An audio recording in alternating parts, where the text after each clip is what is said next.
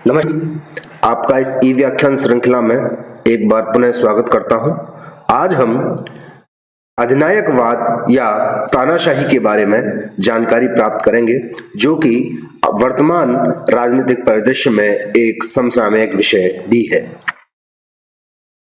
तानाशाही या अधिनायकवाद से आशय को जाने तो हम वर्तमान समय में उस शासन प्रणाली को तानाशाही या अधिनायकवाद कहते हैं जिसमें कोई व्यक्ति शक्ति के बल से मनमाने तरीके से शासन करता है। वास्तव में एकाधिनायकत्व, अधिनायकवाद या डिक्टेटरशिप उस एक व्यक्ति की सरकार है जिसने शासन या उत्तराधिकार बिना वैध तरीके से नहीं अपितु वरन बलपूर्वक प्राप्त किया हो तथा जिसे पूर्ण संप्रभुता प्राप्त हो, अर्थात संपूर्ण राजनीतिक शक्ति असीमित रूप से उस एक व्यक्ति में निहित हो तथा वह व्यक्ति किसी अन्य सत्ता के प्रति उत्तरदायी नहीं हो और उस शासन शक्ति का प्रयोग वह अनियंत्रित या मनमाने ढंग से करता हो तो उसे तानाशाह या अधिनायक कहते हैं। डिक्टेटर शब्द को सर्वप्रथम रोमन लोगों द्वारा प्रयुक्त में लिया गया था। रोमन लोग उन विशिष्ट प्रशासकों को डिक्टेटर कहते थे जिनके कोई सलाहकार नहीं होते थे। रोमन गणतंत्र के संविधान में अधिनायकवाद से तात्पर्य संकटकालीन स्थिति में किसी एक व्यक्ति के अस्थायी रूप से असीमित अधिकार प्राप्त कर लेने से था। संकट के समाप्त हो जाने पर एकाधिनायक के असीमित अधिकार भी समाप्त हो जाते थे और वह उन्हें छोड़ते समय उन अधिकारों के प्रयोग में लिए गए समस्त ब्यौरा को प्रस्तुत करता था। अतः विधान तथा शासितों के प्रति उत्तरदायित्व रोमन अधिनायकवाद की प्रमुख विशेषता थी। आधुनिक युग में प्रथम विश्व युद्ध के बाद किसी एक व्यक्ति या वर्ग के स्वार्थ के लिए विधान का उल्लंघन अधिनायकवाद का प्रमुख लक्षण हो गया। इस युद्ध ने जनसाधारण के मस्तिष्क को थकाने के अतिरिक्त उस पर संयम के स्थान पर सैन्य अनुशासन आरोपित कर सभी सामाजिक क्षेत्रों में आज्ञा पालन की प्रवृत्ति विकसित की थी। सैन्य उद्देश्यों के लिए आवश्यक सत्ता के केंद्रीकरण ने लोगों को इस बात के लिए अभ्यस्त बना दिया कि वे सामाजिक समस्याओं के समाधान के लिए ऐसी निरंकुश सत्ता के निर्णय को मान लें जो किसी के प्रति उत्तरदायी न हो। ऐसी परिस्थिति में जनतांत्रिक पद्धति विघटित होती जान पड़ी। फलतः युद्ध से सर्वाधिक प्रभावित देशों में सामान्यतः लोग ऐसे लौह पुरुष के स्वागत के लिए तत्पर हो उठे जो अपने शौर्य, आत्मविश्वास और कटिबद्धता के द्वारा उनका मत लिए बिना राष्ट्र के नाम पर अपनी इच्छा तथा आदेश से समस्याओं का समाधान कर दे। अतः जनता के लिए सामान्यतः एकाधिनायक वह कर्मठ व्यक्ति हुआ जो स्वयं राष्ट्र प्रतीक बनकर किसी रहस्यमयी आकर्षण द्वारा अपने प्रति आदर का भाव जगा सके तथा इस आधार पर लोगों को महान होने का अनुभव करा सके कि वे उससे संबंधित हैं। अधिनायकवाद की कुछ विद्वानों द्वारा परिभाषाएं प्रदान की गई हैं, जैसे फोर्ड के अनुसार तानाशाही राज्य के अध्यक्ष द्वारा असाधारण एवं संविधानेतर शक्तियों को प्राप्त करना है। न्यूमैन के शब्दों में अधिनायकत्व एक व्यक्ति अथवा व्यक्तियों के समूह का वह शासन है जिन्होंने राज्य में शक्ति पर नियंत्रण कर लिया हो और जिसका प्रयोग वे बिना किसी प्रतिबंध के करते हों। अल्फ्रेड कोवन का तो यह भी मत है कि अधिनायकवाद एक व्यक्ति की सरकार है जिसने अपना पद पैतृक धन या परंपरा के आधार पर प्राप्त नहीं किया होता, बल्कि शक्ति या स्वीकृति से और साधारणतः दोनों के मिश्रण से प्राप्त किया होता है। उसके पास निरंकुश प्रभुसत्ता अवश्य होनी चाहिए, अर्थात सब राजनीतिक शक्तियों का स्रोत उसकी इच्छा में निहित हो और क्षेत्र भी सीमित न हो। इस प्रकार इस शक्ति का प्रयोग कानून के रूप में नहीं बल्कि आदेश के रूप में करना चाहिए और अंत में यह किसी और सत्ता द्वारा सीमित न हो, क्योंकि ऐसी रुकावटें निरंकुश राज्य के विरुद्ध हैं।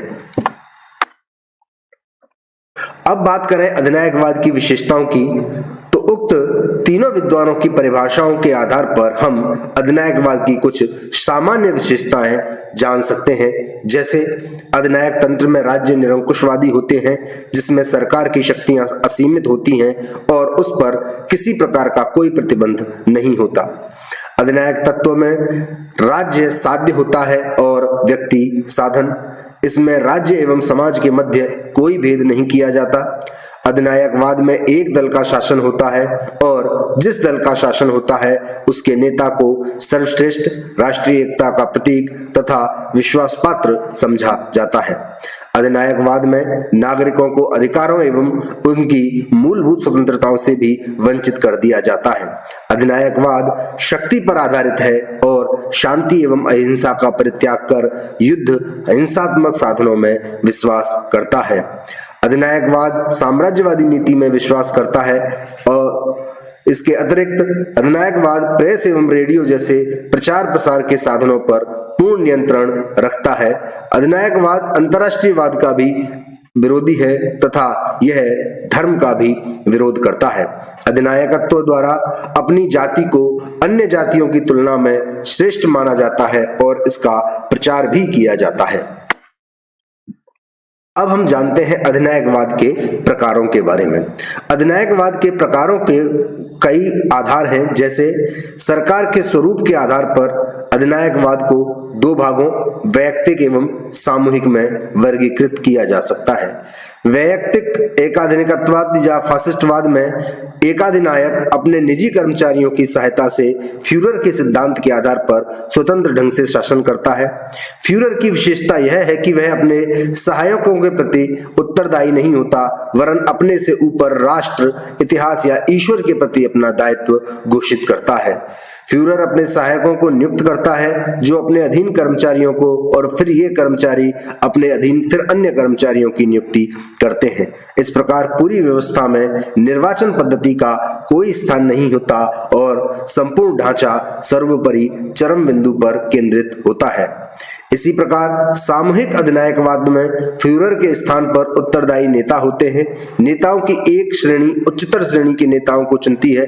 प्रत्येक नेता अपने निर्वाचकों के प्रति उत्तरदायी होता है। इस प्रकार संपूर्ण ढांचा निम्नतम आधार पर अवलंबित होता है। सामाजिक शक्तियों के आधार पर भी अधिनायकवाद के दो वर्ग हो सकते हैं। जैसे जब वैयक्तिक अधिनायकत्व में सहायक वर्ग किसी दल, निजी या राजकीय सेना, चर्च या प्रशासकीय विभाग का हो तो उसे वैयक्तिक अधिनायकवाद कहा जाता है। जबकि अन्य आधार होता है कि सामूहिक अधिनायकवाद में जब यह वर्ग स्वयं अधिनायक बन जाए तो वह भी सामाजिक शक्ति के आधार पर सामूहिक अधिनायकवाद कहा जाता है।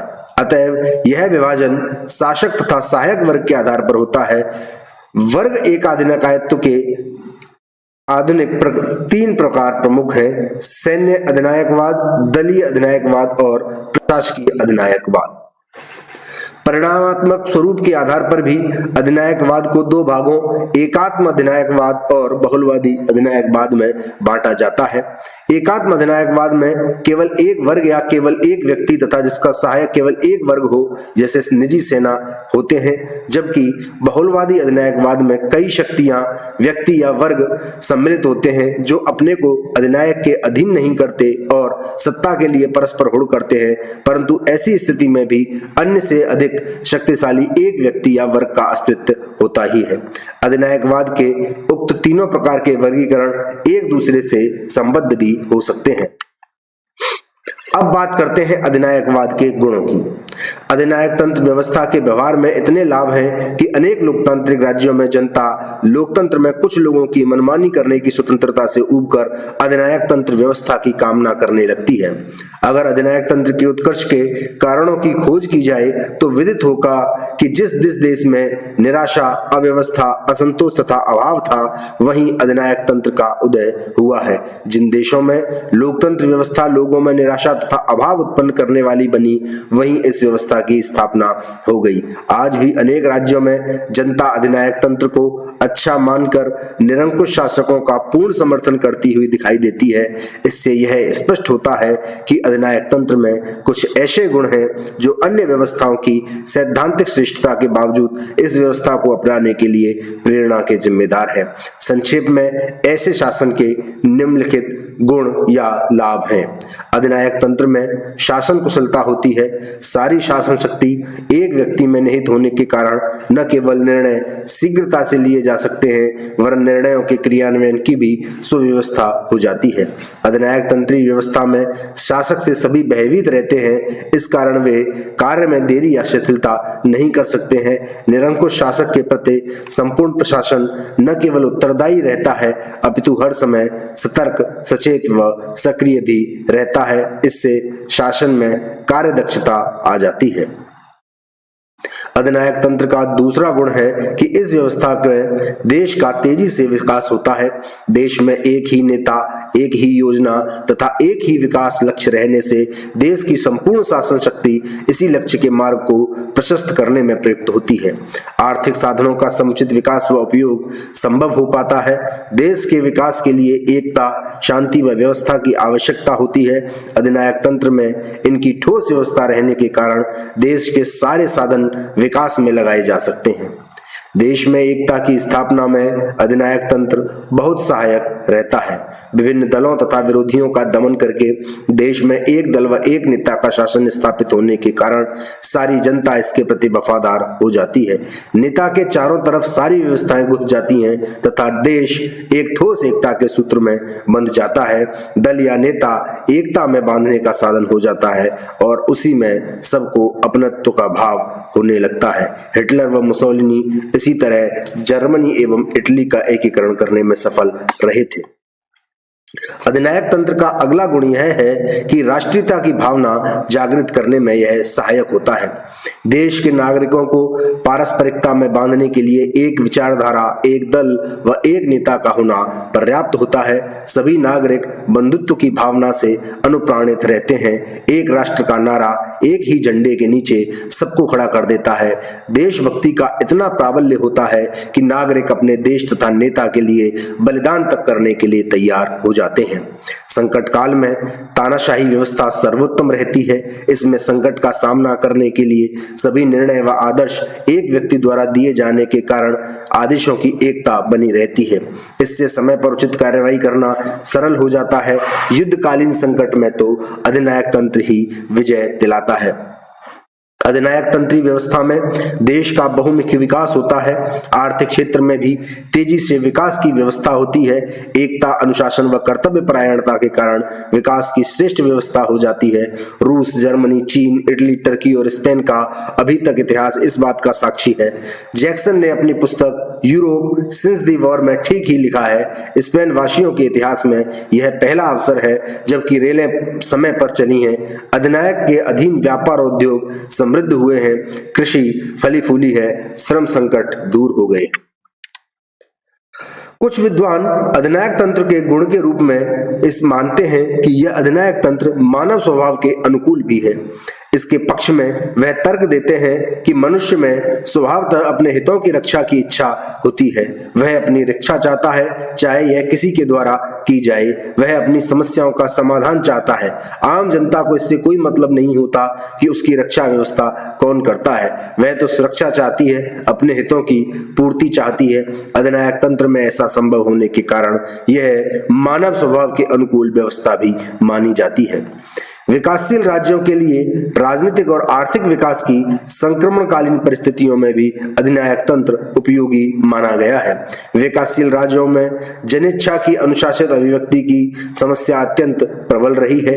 विकास के विभिन्न चरणों को पार करने के प्रयास में नवोदित राष्ट्र जन आकांक्षाओं को जागृत तो कर देते हैं, परंतु जन आकांक्षाएं जितनी तेजी से जागृत होती हैं, उतनी तेजी से वे उनकी पूर्ति नहीं कर पाते हैं। इसके कारण राज्य व्यवस्था पर तनाव बढ़ता है एवं उनके टूटने का डर रहता है। ऐसी स्थिति में राजनीतिक अनुशासन बनाए रखने के लिए अधिनायक तंत्र अधिक उपयोगी हो सकता है। हंटिंगटन ने तो ठीक ही कहा है कि नवोदित राष्ट्रों में प्रथम कार्य राजनीतिक सहभागिता, शिक्षा आदि की वृद्धि के स्थान पर मूलभूत संस्थात्मक ढांचे का निर्माण होना चाहिए तथा इसके लिए एक दलीय शासन या सैनिक अधिनायक तंत्र ही उपयुक्त हो सकता है। अधिनायक तंत्र के गुणों को जानने के उपरांत हमें अधिनायक तंत्र के दोषों को भी जानना चाहिए। अधिनायक तंत्र में कुछ गुणों के होने के उपरांत भी यह प्रणाली किसी देश में लंबी अवधि तक प्रचलित नहीं रह पाती है। इतिहास में ऐसे अनेक प्रमाण मिलते हैं जहां कहीं अधिनायक तंत्र स्थापित हुआ, वहीं एक ऐसी स्थिति भी आई जब जनता ने संपूर्ण सत्ता संपन्न सर्वोच्च शासक को उखाड़ फेंकने के लिए हिंसात्मक क्रांति तक का सहारा लिया। इससे स्पष्ट है कि इस व्यवस्था में कुछ कमियां अवश्य पाई जाती हैं। संक्षेप में इस प्रणाली के कुछ दोष इस प्रकार हैं, जैसे अधिनायक तंत्र में व्यक्ति के व्यक्तित्व का सम्मान नहीं होने के कारण व्यक्ति को सब कुछ सुविधाएं होते हुए भी उसे अपने व्यक्तित्व को अपनी इच्छानुसार विकसित करने का वातावरण नहीं मिल पाता है तथा वह अपने जीवन को अपूर्ण ही रखने पर मजबूर हो जाता है। व्यक्ति को किसी भी प्रकार की स्वतंत्रता नहीं रहती है, इससे उसका व्यक्तित्व दबकर रह जाता है। तानाशाही व्यवस्था में मौलिक अधिकारों एवं व्यक्तिगत स्वतंत्रता को कोई महत्व नहीं दिया जाता है। अतः तानाशाही व्यवस्था का सबसे बड़ा दुर्गुण व्यक्ति के व्यक्तित्व के दमन का वातावरण बनाना है। अधिनायक तंत्र शासन व्यवस्था में अत्याचार और अनाचार का बोलबाला रहता है।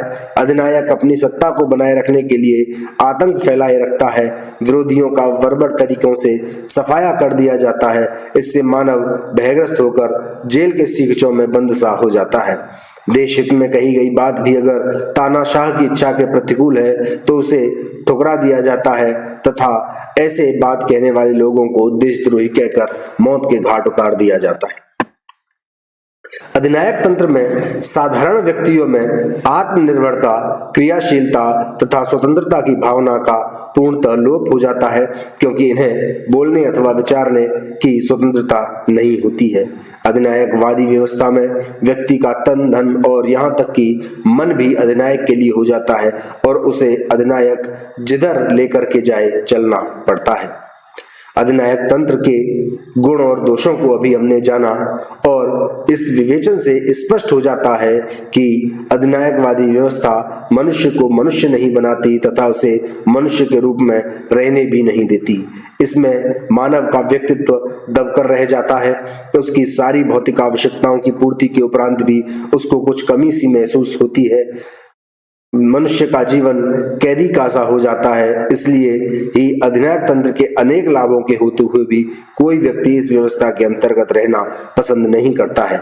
इस शासन में व्यक्ति के लिए सब कुछ रहता है, परंतु फिर भी उसको ऐसी व्यवस्था में घुटन होने लगती है, क्योंकि व्यक्ति केवल रोटी के लिए ही जीवित नहीं रहता है, वह उसके अलावा उसे बहुत कुछ पाना और करना होता है, जो केवल सोचने, विचारने तथा अभिव्यक्ति की स्वतंत्रता के वातावरण में ही संभव होता है। अतः अधिनायक तंत्र सभी आकर्षणों के बावजूद भी तनाव, मस्तिष्क की भूख मिटाने के साधनों पर रोक लगाने वाला होने के कारण जनसाधारण द्वारा अमान्य ही रहता है। इस शासन के गुण दोषों के विवेचन के बाद इसके भविष्य के बारे में संकेत देना सरल हो जाता है। अब बात करें लोकतंत्र और अधिनायकवाद के बीच में अंतर की, तो लोकतंत्र और तानाशाही के बीच का अंतर यह है कि लोकतंत्र में लोगों को अपना नेता चुनने का अवसर मिलता है, जबकि तानाशाही में एकल व्यक्ति या राजनीतिक इकाई देश पर शासन करती है। लोकतंत्र मानव व्यक्तित्व के मुक्त विकास की अनुमति देता है, जबकि सरकार का दूसरा रूप मानव व्यक्तित्व के विकास में बाधा डालता है। दोनों धारणा और दृष्टिकोण के संदर्भ में राजनीतिक हैं और कुछ गुणों और अवगुणों के साथ आते हैं। लोकतंत्र की मूल विशेषता समानता, स्वतंत्रता और बंधुत्व है। यह विचार, भाषण और अभिव्यक्ति की स्वतंत्रता देता है। यह शासन में सक्रिय भागीदारी और शासितों की भागीदारी का वादा करता है। लोकतंत्र का मुख्य सिद्धांत यह है कि शक्ति को मानव अधिकारों के संबंध में लागू किया जाता है। यह लोगों को देश और उसकी लोकतांत्रिक प्रक्रिया में दिलचस्पी पैदा करता है। लोकतांत्रिक सरकार में व्यक्तियों की स्वतंत्रता और अधिकारों को महत्व दिया जाता है। लोकतंत्र योग्य लोगों को अपना नेता चुनने का अधिकार देता है, लेकिन ज्यादातर लोग तर्कहीन निर्णय लेते हैं। भारत जैसे विकासशील राष्ट्रों में जहां अधिकांश आबादी अशिक्षित है, तो लिया गया निर्णय भी पूरी तरह से स्वतंत्र नहीं रह पाता है। तानाशाही में शासित को अपनी राय रखने का अधिकार नहीं होता है और निरंकुश सत्ता तानाशाह के हाथों में केंद्रित होती है। एक मजबूत और अच्छी तरह से चलने वाली तानाशाही बहुत प्रभावी हो सकती है। यह लोकतंत्र से बेहतर साबित हो सकता है, लेकिन इस बात का डर है कि तानाशाह सर्वसत्तावादी और निर्दयी हो सकता है। तानाशाही सुचारू रूप से और स्थिर रूप से चल सकती है क्योंकि सत्ता किसी एक व्यक्ति के हाथों में होती है। यह पूरी तरह से तानाशाह पर निर्भर है कि वह कैसे शक्ति का उपयोग करता है। वह उसका उपयोग राष्ट्र की उन्नति के लिए अथवा लोगों के शोषण और आतंकवाद को बढ़ावा देने जैसे उद्देश्यों के लिए भी कर सकता है। इस प्रकार इस व्याख्यान की श्रृंखला में हमने आज अधिनायकवाद के लोकतंत्र से तुलनात्मक स्वरूप का अध्ययन किया। अगले भाग में हम और नई जानकारी लेकर प्रस्तुत होंगे। धन्यवाद।